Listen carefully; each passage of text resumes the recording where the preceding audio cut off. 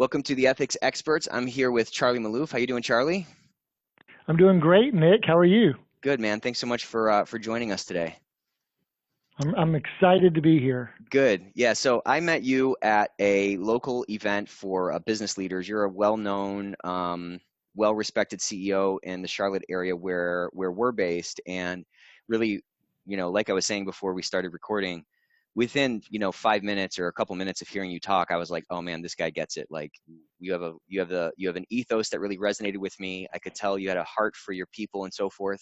And as I've kind of gotten to know you over the last, I don't know, maybe it's been a year or something, just following you on LinkedIn and following your company and seeing what you've been doing, I've seen that, what I saw in you that first day was really kind of the tip of the iceberg. And, I really was excited to get you on the Ethics Experts today to really kind of talk about culture, because what you've built in your business is one that I think all of our listeners would be very impressed with if they saw it and felt it. So maybe we can just kind of get started by jumping in and you kind of tell us a little bit about your story, about your business, and then we can start talking about some tactics and stuff like that.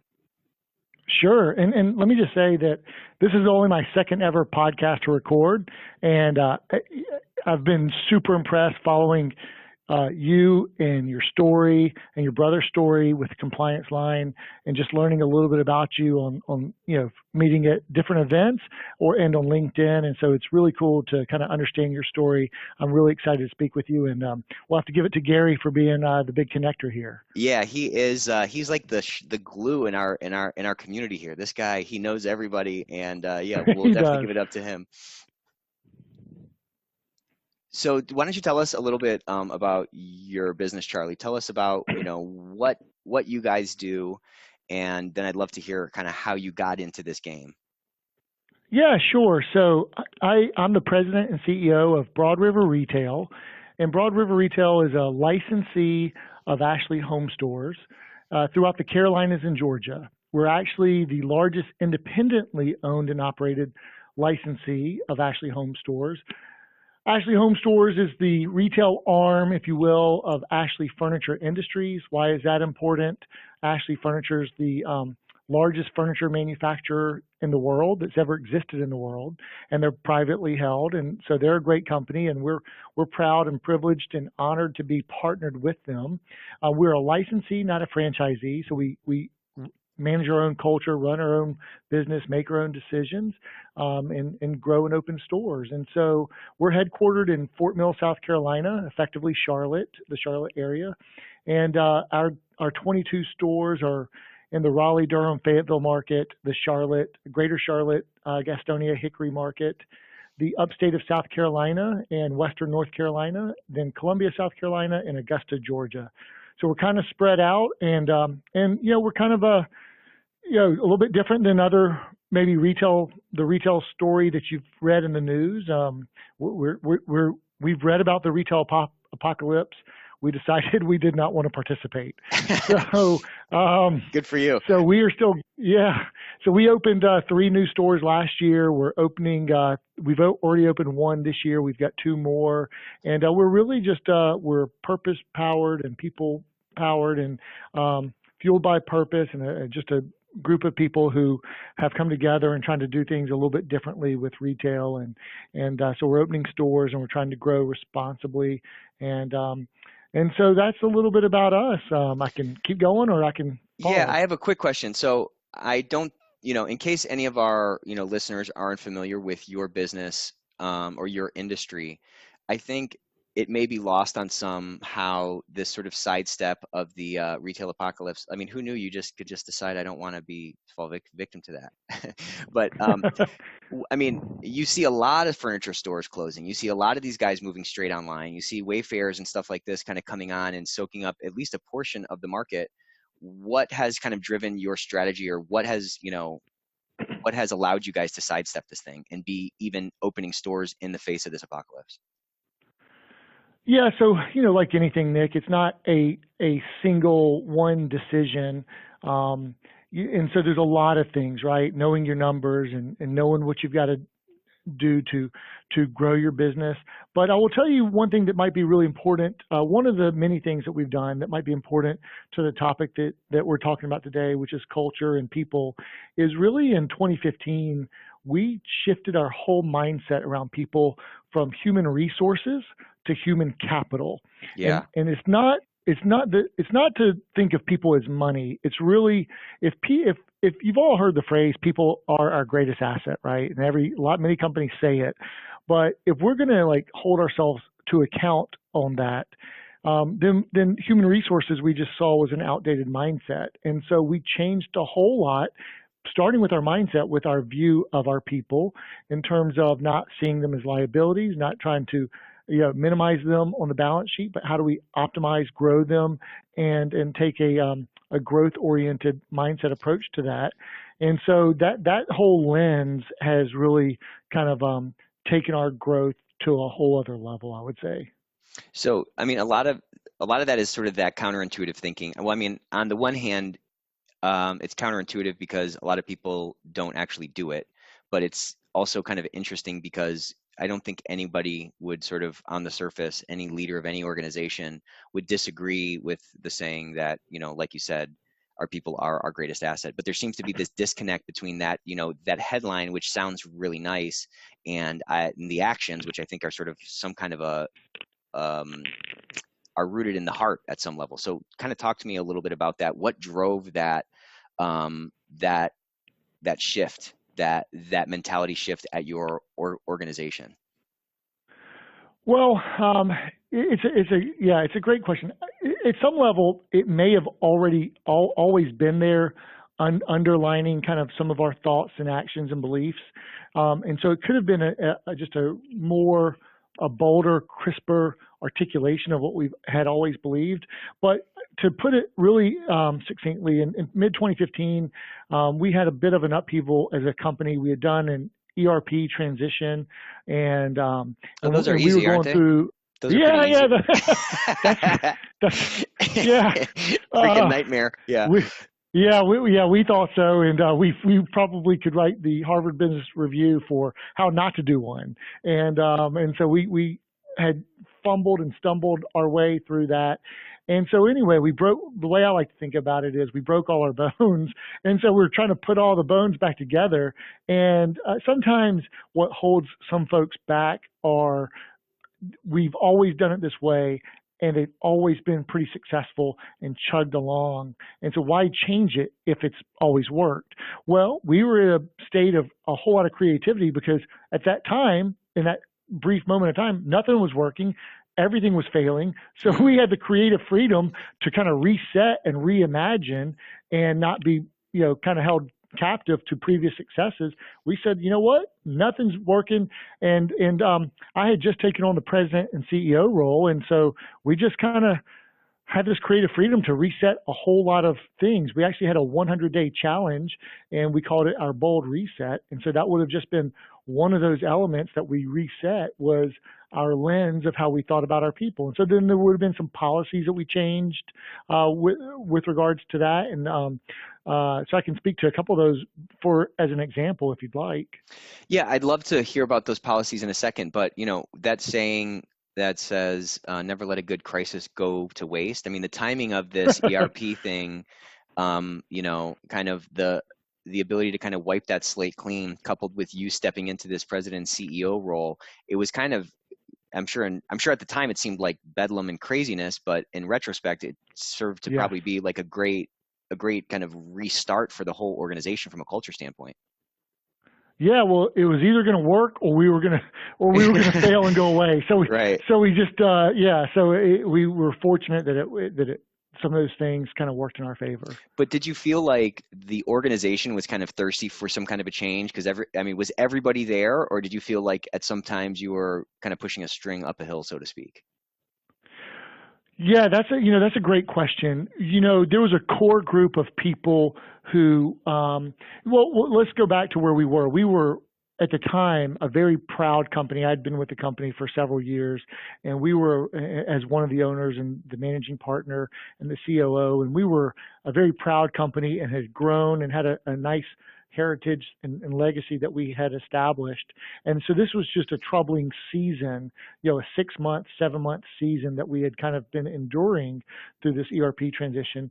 So there was definitely a core group of people who wanted to who needed to see greener pastures and wanted to kind of see this thing turned around. There were also some other people who, quite frankly, we had to be real frank and say, we had to get some of those folks off the bus because they were believing the negativity and weren't really contributing to where we wanted to go. So it was Yeah. a chance to figure out a big reset to say, we're going to change this. We're all getting on the bus together to go in this direction.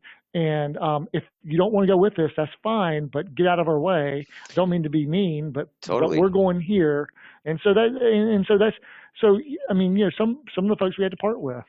Yeah, and so let's just stop on that for a sec, because that's always a hard thing, right? Like, at what point do you sort of hit that tipping point of certainty where you say, you know what, this is not sort of a mindset issue, this is not a brain issue, this is not sort of a decision that this person needs to make in their head, but this is a heart issue, or this is a way that they look at the world, that's so contrary to like this new direction. How do you get that certainty? And maybe it's different for every single person, but I mean, can you speak into that a little bit? Yeah, and I'm sure that it's somewhat different. I think that if you if as a leader, if you empower others to make confident, bold decisions and people decisions, and you repair the broken windows, and you don't accept those uh, certain beliefs or negativity into the room, and you just declare it's not going to be that way. I think that some things will happen, right? Certain people will eventually opt out themselves, and Mm-hmm. they'll make your job easy. And then you have to be willing. One of the things we said during that time is we're going to embrace tough conversations, not out of like we're trying to be mean. We're just going to be real frank and real with each other. And once you do that consistently over time, then others feel empowered to do the same. And then others who that's not for them, it becomes really easy. They're going to eject themselves out, and you start to get people who are additive to the culture to become sticky and to recruit others into that culture, and they want the bad seeds out, so to speak, or those who aren't part of where we're going. So it's just I don't know if that kind of helps, but Yeah, it I think does. you've got to It just does. yeah. So like those tough conversations, or that embracing of those tough conversations, how did you culturally at that time make sure that those were rooted in the positive versus letting those sort of degrade into, as you said it, like being mean or being jerks or something like that? Because I've seen that kind of go both ways. Yeah, so one is communication is leadership, and so not trying to sugarcoat the current state, talk about the current state, embrace it, and then talk about where we're going to go, and Okay. using some visioning and vision casting, and so not shying away, not calling it more or less than it is, but also just saying we are better than this. We have been better than this. We will be better than this. We're going to get better than this, and just being consistent, and then following through. We're going to do the actions, make the decisions, the things that's required to to do this, and also we're going to pick up our shovel every day. Like as a leader, you have to be in the fight. If you're in Hmm. a foxhole, you can't be on the golf course. Yeah, You you got can't to be out there with the you, guys. you yeah, you can't be on vacation. You can't eject yourself from the fight. You got to be out there and um, in the fight with people every day and making those decisions. And so I think once people see that you're in the fight with them, and you're not gonna, it's not a today decision and then tomorrow it's going to be a different flavor. However the wind blows, it's going to be water dripping on a stone every single day, then and that you're not going away and that you're there. Proximity is power, Yeah. and time is love, and investing time with people. And then and then you say, look, Rome's not built in a day. We're not getting out of here in a day. It's going to take some time, and we're going to play the long game. And so all those are just tactics that you just kind of commit to and believe in, and then just continue to see them through. It's kind of like losing weight, if you will. And okay, Hmm. I know I can't like lose all this weight all at once, but if I like do so, if I eat a little bit better and I commit to that and I exercise regularly, and I'm going to start to see the results over a long period of time. Yeah. So I think, maybe it's like, the thing with kids is kind of a great analogy, and I don't think I appreciated it until I had some of my own. But I think like your net happiness with kids is definitely higher, but your day-to-day happiness might have like more standard deviation or more like, ups and Yeah, downs because like there's freaking frustrating times when it's like, okay, go to bed or whatever, yeah, whatever it is. But what you're talking about is a lot of consistency, and I think that consistency allows for folks to say, okay, well, I guess we're going on this journey, and this is the way, the wind's at our backs, and this is the way we're going. And I think there may be a lot of fear at the onset of that journey, but as you start moving and as they start seeing, you in the foxhole with them, and you're not on the golf course, or you kind of like you said, leading from the front, so to speak, that trust begins to build and the buy-in starts to come so that folks can start to see like, okay, it doesn't have to be the way it was. And, the journey that we're on and the destination we're walking toward is going to be a greener pasture than that which we're leaving. that's right. And then, so so if you're going to run a marathon, right, you don't just celebrate at the very end once you get there. And what I mean by that is there's science to celebrating the small wins. And so every day or every week, let's celebrate the small wins. And it's not hard to find them, right? And so all that does is that builds momentum, and it builds encouragement, and it builds positivity, and it trains you to look for them. And so sometimes that's what you need. You need to find those small wins to build those victories, and build them upon themselves.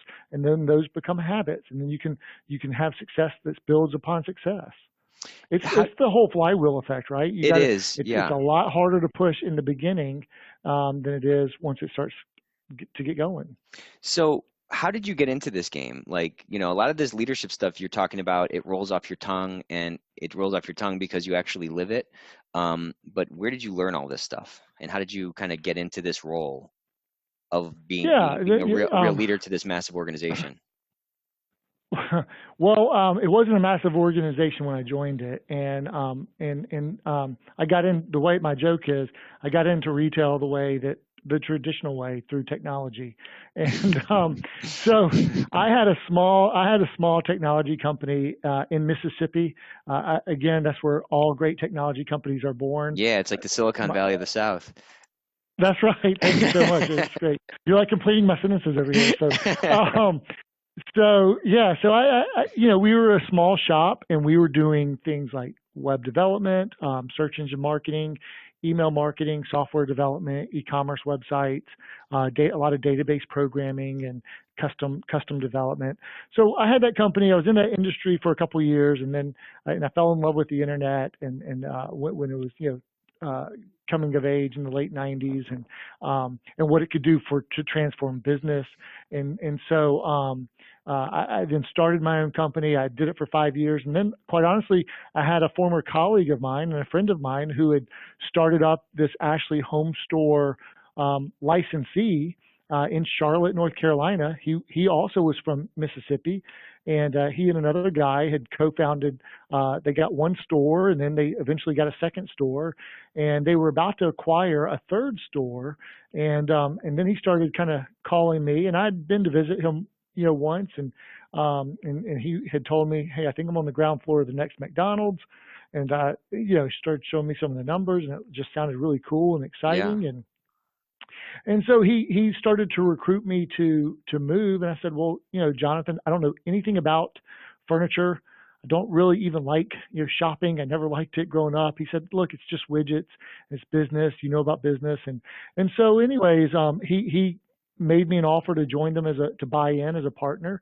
And so I felt a spiritual calling on my life at that time. And so I sold my house. I kind of sold everything I owned, packed the rest up, and moved to Charlotte, and never really looked back. And that was May 1st, 2005. And I joined the day we opened store number 3. And so we had our own kind of survival stories. We would open kind of a store a year, so more or less, and then we bought out the original one of the other co-founders, and Jonathan and I kind of ran the business for several years, and I learned a lot from him. He was a great leader. He was our president and CEO, and we were great friends. And then over time, he decided he wanted to move on, and quite honestly, we had survived some really tough times. Like the Great Sure. Recession for Yeah. our industry What was was that like? incredibly tough. Oh my gosh, that was most half the stores in our industry closed, and Wow. many of our other companies closed, and basically take your business, and if your revenues got cut in half overnight, what would that be like? So most of our stores, their revenues got cut in half overnight, and that's because of people weren't. What we had really decided and discovered is that they got cut in half because we were in some artificial bubble for a couple of years prior to that, and so then the bubble burst, and then it went way. The pendulum swung way the other way, where we were in what's the opposite of a bubble because it was Yeah, a certainly black not hole. real, but Right. yeah. So we're in the black hole of furniture sales, and when people can't get financing and can't refinance their house or don't move homes, and have constricted credit, and for whatever reason, and banks are trying to get rid of all their. So it was just tough. So we actually, the crazy thing is, Nick, is we grew through that time, and So you guys didn't close any yeah, stores during that time. we did not close any stores. We actually grew, and I'll tell That's you. crazy. Well, one of our most inflexible costs that we had determined was this concept about occupancy costs that Jonathan, was really keen on, and understood really well. And he managed kind of all of our real estate portfolio and our leases. And he said, we looked at it and we said, okay, we've got these leases. We can try to go back to our landlords, but that's just kind of like making a deal with the devil, so to speak. Mm-hmm. Meaning, eventually we're going to have to pay the piper, and we can only kind of get these reduced so much. And so and so in our revenue, what can we do to drive revenues? You can only cut so much of expenses, and all we were trying to do was lengthen our runway. It was just survival mode in Mm-hmm. 2009, March 2009, right? And so we actually, there were some stores that had gone out of business and closed in the Columbia market, and then in the Augusta market, and we could now get new leases um, for stores that didn't cannibalize our existing core Mm. business at a much lower occupancy cost, even though the revenues were lower, and do Wow. them through our current infrastructure. And so we saw it as dollar cost averaging down our cost Your structure lease to cost, pick up new your revenue. occupancy cost So across the system dropped effectively with even with a lower revenue base. It allowed you to kind of like, I don't know, cross collateralize is the wrong word, but it's that kind of thing on a revenue basis. that's correct. That's correct. So when you can pick up, when you can pick up new leases at a much lower percentage, it can dollar cost average down the total portfolio. And so when the banks were telling us, no, don't grow, the world's going, in a really dark place, and we said, no, we have to grow to survive, to protect all the jobs and people's livelihoods who we have, who are entrusted with us. That was the mindset that we grew from '09 through really 2014. And so that's how we grew through that season, and survived. And it was just growth that added to the stability, and that worked up until to a point. We've since shifted that mindset, but I think I'm not Yeah. even really sure where we were getting. I was No, getting a little bit well, long in the we tooth, but just that's we just got to something like interesting and something you said, which is like embedded in who you are and how you guys run the company, I think, is, the bank saying, you guys got to stop, the world's going to hell in a handbasket, whatever. And you say, no, we have to grow to survive because of these people and these lives that have been entrusted to us to steward. So that is a correct. thing that is a differential, that maybe goes back to what we were talking about initially about, some of these threads in the tapestry of people first kind of have always been there. But it seems like, look, at the end of the day, we'd love to say that, hey, we hold all these different things, we hold them at the same level. But when the rubber meets the road, or it's, you're in the foxhole, as you said, or it's the bottom of the ninth, or whatever analogy you want to use, you can really tell what people's true priorities are. And I'd love for you to talk a little bit about that, because you just kind of said it and passed over it. But to me, that's like the root of the tree, what you just said there. And just talking about being in the fight with people, is that the thread you want me to Yeah, pull, or that, but I just mean, I'm just saying, like all these other stores, they had a bunch of people, whoever your competitor is, Acme yeah, Furniture, they had a bunch of right, people. right. They had the same opportunity to buy a store in Columbus, that probably wouldn't cannibalize their thing. They could have looked at it the same sort of dollar cost averaging perspective and done the same play, but there was something in the way that you guys prioritized your list of priorities or whatever, or your opportunity set that allowed you to say, no, we have to grow to survive. And it sounds like that was rooted in your perceived stewardship of the lives that you had been sort of entrusted with to provide opportunities for. And I'm just talking about the Yeah. people that were part of this equation. Yeah, yeah, and that's always been part of our equation, Nick. And why didn't other folks move into Columbia? They certainly had the opportunity to. We had done so, but at that time, I don't know. A lot of people didn't think they thought the world was going to a really dark place, and and Right. and so it's this contrarian view. A lot of times, there's this thinking that if you can take a contrarian view and be right, it can have really nice rewards. And maybe a contrarian view was growth at that time. Maybe today a contrarian view is that retail can be successful in a world of Amazon, Right. or that people can make a difference when people are talking about artificial intelligence and robots. So, so I'm willing to take a contrarian view and bet on myself, but also really to bet on our people. And so, when you're in the fight with them, you can look in their faces, you can look in their souls, and you can see what they're willing to put forth into something. And then you just feel a sense of responsibility. Well, if they're willing to give and sacrifice for something that you benefit from as a business owner or just a coworker, then you have to. But it's just yes, you're definitely right that belief on people has always been a thread in our tapestry, if you will, that we've had, and maybe it's not been specific to everyone, but it has been authentic to how we've tried to lead the company. And we're not trying to be greedy, be self-serving through this business, or just to serve the few. I know you talk a lot about servant leadership, and that's really how we see it. And it goes to our beliefs of uh, you know, it's the Matthew 25:23 story parable, right? It's like Hmm. what you've been entrusted with, what can you be a steward of? And so whether it's your potential or whether it's other people's lives and livelihoods, it's just a heavy responsibility of, when you take stock of where you are in your life and how you got there and all the people who invested in you, and made sacrifices to get you to where you are. I mean, those people deserve a positive return on their investment for what they put forth. And oh, In by the trust. way, Yeah. Right. right. And I want to be I love the John Maxwell quote, be a river, not a reservoir. Life flows through a river and a reservoir squashes life. And so it's just a pay it forward mindset. And so, at this moment in time and where we are in life, we're entrusted with lives and livelihoods and people's jobs and families and who depend on us to make sound financial fiscal decisions. And that's just a heavy thing that we live with and we take very seriously.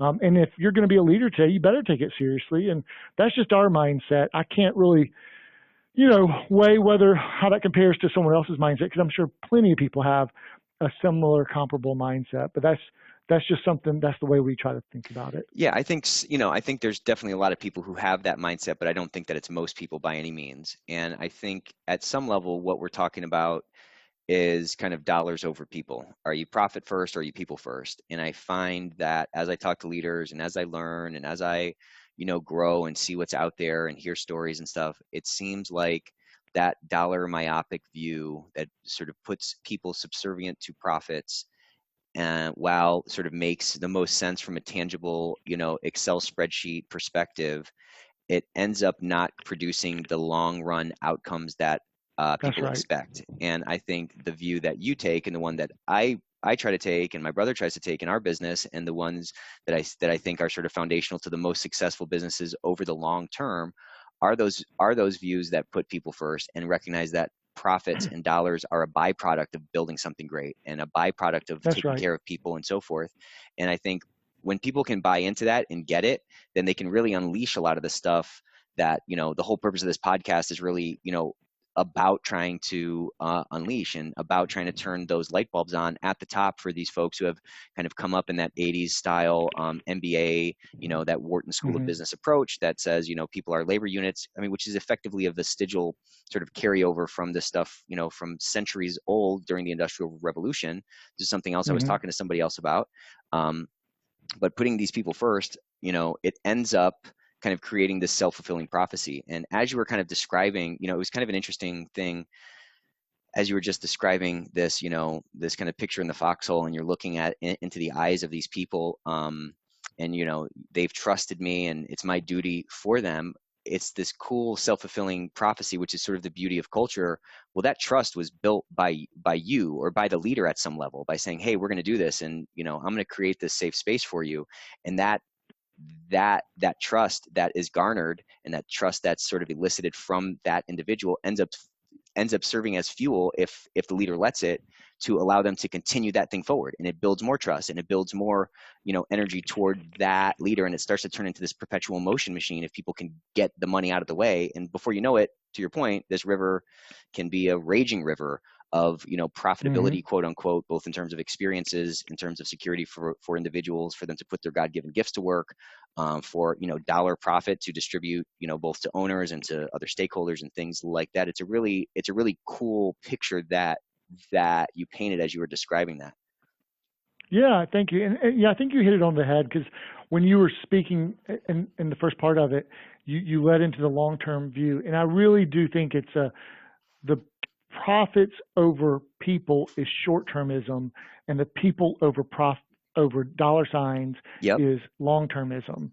And so, and it gets into, if you make a dollar first um, decision, that you've got a myopic, you got a mindset of scarcity. And Correct. if you take That's a a, huge and point. if you take Please a say that again. That is a really, really big point that you just made. So if you take a dollar view, you've got a myopic short term view that's one born out of a mindset of scarcity.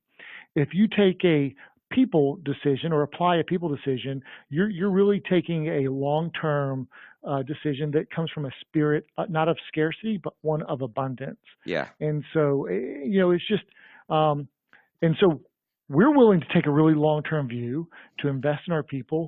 And even if those decisions are going to be negative in the short term, that's okay. We're going to trust and have faith in our people and the power of our people, the potential of our people, and the trust in our people that we're looking out for them in the short term and in the long term. And so, people are always going to look at you and the decisions you make on a daily basis to see if they can trust you, right? And there's so many opportunities in our society to look at things that you shouldn't trust or can't trust or to be skeptical.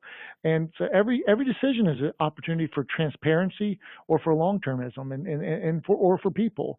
And so that's, just a little bit to extend what you were saying there. Yeah, and why is that so hard for guys? Why is that so hard for people to wrap their head around that sort of abundance scarcity dichotomy, or that long-term, short-term view, in your opinion or in your experience?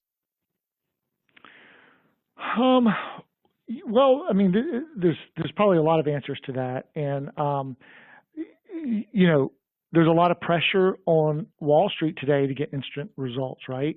Or to just get the results today, or just get the results this quarter. And so maybe some of it comes from that, right? What are you doing for me now versus what are you building for the long term? What's the culture look like for the long term, or how are you taking care of your people in the long term? In the long term, that mindset will pay off, but it takes longer. And so, Right. do you, are you, do people, does everyone know a patient investor versus a private equity group that's got a 3-year horizon? So they don't Right. really care what the culture is going to be in 30 years. They got a 3-year horizon, and they're going to apply some financial engineering, and then flip it and give that bag to somebody else. I see it You happen got all it. the time in my Yep. industry. Same here. There's a company in our industry. There's a powerful regional player, family owned, and they sold out to a private equity group. And I'm not trying to bash private equity. That's not what this comment is about, because it can be good in many cases. But there were some decisions that were made for short-termism maybe and not for long-termism. And that company, that once very proud company, had just filed for bankruptcy or is filing for bankruptcy. And there should have been no reason for that.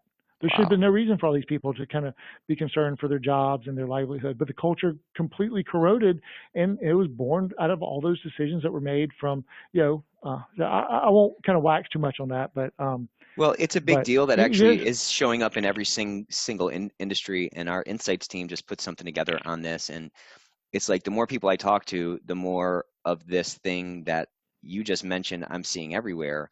And it's that short-term thing. And it's, my brother uses the analogy, if you're going to buy a house and you're going to live in that house for 40 years, you're going to do your renovations in a totally different way than if you're just going to buy it and flip it in a year and a half. If you're that's right. in the latter, you're going to put some linoleum down, you're going to slap some paint on the walls, you're going to power wash the driveway, and you're going to move on. You may even spray That's paint right. the lawn, okay? But the other way, you're going to maybe change the foundation, and you're going to do those things that over the long term are actually going to work. So if you could talk a little bit about, without getting into too many details that, may be confidential or whatever, how do you balance those short-term needs? Because I'm sure you have financing in place. I'm sure it's not all a cash business, especially with all your leases. Your landlords probably don't care about your culture to the extent it sort of jeopardize Yeah. their rent. So how do you balance that sort of stuff, or how does your sort of financing or like ownership structure allow for that long-term approach, which again, in my opinion, is like the only way to properly run a business as a going concern, as the going concern being the big thing. Yeah, no, I appreciate that question. And so we went through an ownership change a couple of years ago, and I was an owner of the company, and it was just two owners, for several years. And as I shared earlier, my previous business partner had decided he wanted to move on, and I wasn't quite ready. It wasn't what I felt like I was called to do, and so we had brought on two other gentlemen who have been instrumental in our business, and they're my business partners today. And so we negotiated a deal to buy out my other business partner. Now, knowing that he wanted to sell, I could have said, go sell the company, and we've built it up now, and we can get a really nice return, and my family will be set for life. And Mm-hmm. that wasn't the decision that I went. So in 2018, it wasn't probably super popular to buy a big retail furniture company, but that's what I did. And myself and my two business partners, we pushed all of our chips in, pushed all my chips in, took on all the risk. Don't have an exit strategy. We had a bank that helped to support the acquisition, and I wanted to be a very amicable acquisition with Jonathan, and I think he would tell you that it was. And those deals are tough to do, but we Yeah. got it done. And so because we wanted to work together, we wanted to continue to build a company for a very long period of time, and that's just what we wanted to do. And so we also could have done it a couple of years earlier, but it would have been maybe excess leverage or excess debt Mm-hmm. or things of that nature or too much risk. And so we did it in a way, there was only a certain amount of leverage that I wanted to strap on the business. And so it was done with a very acceptable level relative to our revenues and profits. And I knew how we could continue to improve upon that and delever and retire our debt aggressively. And so we've been able to do that. But also the other way, Nick, is, to the extent that we can, we're just transparent. So we say one of the things that we say a lot of times is we're not the cable company. We're not the cell phone company. We're Right. not Netflix. We don't have subscribers. So we have to bring in dollars every single day. Now, we also say that's not a game that everyone can play or that everyone wants to participate in. But that's the game that we're in. We think that that we can be successful in this business model. We know that we can be successful in this business model, and just the model itself might have some level of competitive moat around it because it's capital intensive, and not everyone wants to be in this type of business. But we're going to be in this type of business, and we're going to love it and embrace it. And so our people at our retail stores, they have a budget every single day. They know what they have to do and then we're going to throw handsome rewards and bonuses, performance bonuses, and incentives for hitting the budget. Now we're gonna build our financial budget, not Yeah, at you're not going slightly to less redline it. than Yeah, hitting yeah. those, right. So we're going to make sure that we've got plenty of conservativeness to it, and we're going to understand all the dials that we have to hit, and then we're going to provide all the incentives to go beat those dials, and that comes from that contribution margin that spits off the healthy profit that we need to handsomely reward our people and keep the engine running and keep it growing. So I think, to the extent that I can, that's some level of kind of letting kind of but we understand our numbers. We live within really Hmm. strict, rigid budgets, and then we're transparent with our people. So and they understand that we're looking out for their best interests, and that we have a heart to grow, and that we're going to take a long-term view, and then we just continue to execute on our plan. We say this is what it means to be successful, to grow, and what that can mean for you, and then we're all in it together, and then we just it's just water dripping on a stone every single day, Yeah, you know. yeah, it's again, it's that long-term view. It's that one foot in front of the other on this journey. Let me ask you this. You've kind of gone all in twice on this deal, once in I think 2005 and once again in I think you said 2018. Which 18, one yeah. was scarier? That's such a good question. Um, well, um, I don't really know how to answer that. In 2005, I was single. I was yeah, not married, no kids, and so it was just me. So the only risk I had, and I was much younger. So the only risk I had was, I mean, the only scary part was moving to a brand new city and only knowing one person there, in a brand new industry. But that's got all I left an industry I completely loved and knew and was being successful in. So that had that element of scariness or risk, whatever you want to call it. But that was a decision made on faith, and I said I'm going to go step to it and step through it and do it. And then the one, um, a couple of years ago was, I just feel like the Lord had kind of just readied me over the course of my entire life to step through that decision, and just a lot of things can kind of happen, and being paying attention to divine intervention. I mean, now I'm married with two kids, and there's a lot more people involved, Hmm. but it didn't feel scary. I mean, I don't think, I don't think either of them really felt scary. I guess maybe I was just too naive about it, but I don't know. Well, I don't know that I would pick one. I'll take some cop out answer on that one. Good, That's a that's really good fine. A question. cop-out answer is a fine answer in this podcast. Okay. Okay, great. So let's talk a little bit about, you have 22 stores. They're across, I don't know, hundreds of miles. How many people are in your system? A few thousand probably, right? At least 2,000? Not quite. We've got about 600 memory makers, and through our retail stores and our distribution center and call center, contact Okay, center. so that's a lot of people. So how do you maintain sort of a consistent ethos, a consistent feel across that broad, diverse group of individuals in different locations and different sort of little subcultures? I mean, since when I moved to the South, I didn't realize how there's all these little pockets of subculture. So, Yeah, how do you yeah. maintain that sort of consistency across this broad group of folks and make sure that the feeling somebody gets walking into one of your stores up north is the same as the one walking, down in Atlanta or something? Yeah, old school and new school. So let me explain. So new school would be like technology, right? So there's an app called Voxer. So all of our retail stores, we're on a GM Voxer line. I'm on that Voxer line. It's like CB radio for your cell phone. So we chat, we communicate every single day on the Voxer chat line. And we've got from consistency and how we present to the guest, something called the Broad River Way, and it's a system for teaching our leaders and standard operating policies and procedures. We've got SharePoint and weekly newsletters and videos and just lots and lots of communication and annual plans. Old school, we would bring people in. We would bring people in for monthly meetings, and we'll go on the road for retail roadshows and town hall sessions and visiting people, face to face. I was President's Day.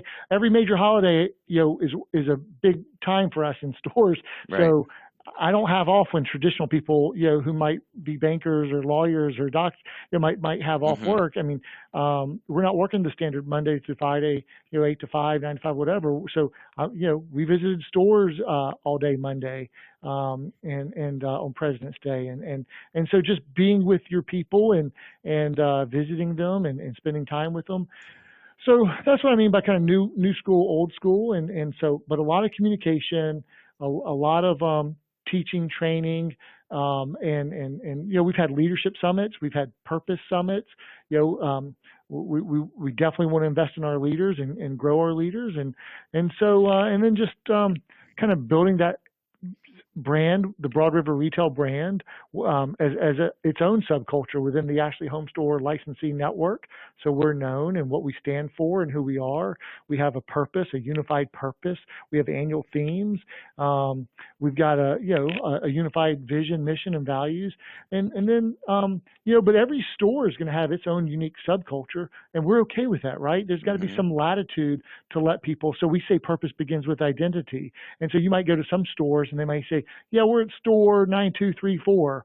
Okay, what is store 9234? Well, we want every GM and store to tell us what your store's nickname is. Okay, great. Hmm. And then we custom design their own logo. So we've got every store's got their own logo, their own Cool. identity, what they're about, and so they've got their own store culture, and they put those badges on their they may put them on their polo shirts or on their hats or on their cowbell. We've got cowbell that we ring when someone gets enrolled in our VIP program, just to kind of keep the energy going. So we do things like that. So a lot of new school, old school type of things that we do to try to keep everyone unified and on the same page, and you got to bring people together often. Yeah, I love that. I love that room that you carve out for that individuality, but still being able to root it in a same purpose or the same principles that govern really the kind of pillars of your culture. I think it's a Hmm. great thing. And to kind of bring this full circle, just to be conscious of time, out of so this is my bet. We did not rehearse this, and please share whatever you want. But my bet is that your Broad River Retail is probably a top performer on a per store basis or something across the other sort of Ashley home store licensees in the country. That's my bet. Am I wrong? Well, that's certainly always our goal. But I would tell you that there's 700 plus stores in North America, Ashley Home Stores in North America. There's over 1,000 across the globe. But of the ones in North America, they do this thing called Store of the Year, and in the top 10 for Store of the Year, we had 3 of the top 6. Wow. So yeah, so That's we huge, made man. up something. Yeah, yeah. So our teams, they fight hard for it. They're gritty gladiators. But we came up with something called the AFL. It doesn't exist. It's just called the Ashley Furniture League. And so our goal is to try to win the AFL every year. I love that. Yeah, but what I meant by trying to bring it full circle is that for some of these leaders who may be listening who are kind of on the fence around this sort of, scarcity versus abundance mentality or the short term Hmm. versus the long term thinking, I think what you've proved with your business is that doing those things of putting people first does not mean that, profits don't matter. As a matter of fact, by recognizing that those profits are a byproduct, it really frees your people to generate more of those in an organic, authentic Hmm. way that's not cutting corners and that's actually sustainable over the long run, which is a big deal. Yeah, yeah. We don't think profit's a bad thing, and we know that profit creates opportunities and growth, and so we want to have double digit compounded annual sales, but also double digit compounded annual profits, Right. and so that's our goal because we're going to reinvest it back into our people, into our company, and into opportunities, and but you're right, we do want to be highly profitable and successful, but that starts with our people first, and furnishing life's best memories. When we say our purpose is furnishing life's best memories, it starts with our own people, and it's really an outward mindset. It's for other people. It's furnishing life's best memories for other people. And when we say be memory makers, I want to be memory makers for our people, and Hmm. they'll then go be memory makers for our guests, I and love then it. that'll allow the company to be memory makers for our neighbors and our community. And so that's what it's all about for us. Well, this conversation was just phenomenal. I love what you're doing. I had no doubt it was going to be this good, and it ended up being better than I even thought. So I just appreciate you hopping on. I appreciate your candor and transparency with us. Where can people find you, both kind of online, if they want to kind of follow you, and where are some maybe remind us of like where your stores are at again, so that they can come and get some more get some memories for their own home. Yeah, I love that, Nick. Thank you so much for having me. I love what you and your brother are doing with Compliance Line. I'm a big fan. Anything we can do to help you guys and support you, we're all in, and we're behind you guys. So thank you for having me today, and thank you for the kind words. And we're just blessed with amazing people, and we'd love to take care of anyone who's shopping for furniture and mattresses in any of the Charlotte area Ashley Home stores, Asheville, Raleigh, Durham, Fayetteville, Columbia, South Carolina, Augusta, Georgia, or Greenville, Spartanburg, or Anderson, South Carolina, any Ashley Home stores in any of those markets, we'd love to take care of you guys. And I'm on LinkedIn. I'm sure you'll put the link in the show notes here, but connect with me, and I'd love to connect with you and your the people who follow this podcast. Absolutely. All right, Charlie, thank you so much, my man. Have a great day. Thank you. Take care. Bye bye.